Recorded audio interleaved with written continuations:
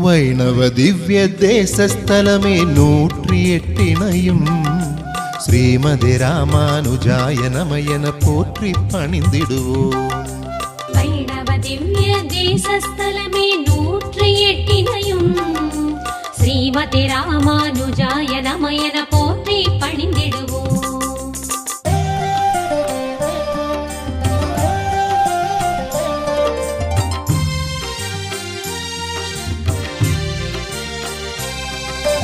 நீலமேகம் நெடும் பொற்குன்றின் மேல் விரிந்தகலாது படிந்தது போல பாம்பனை மீதில் பள்ளி கொண்டு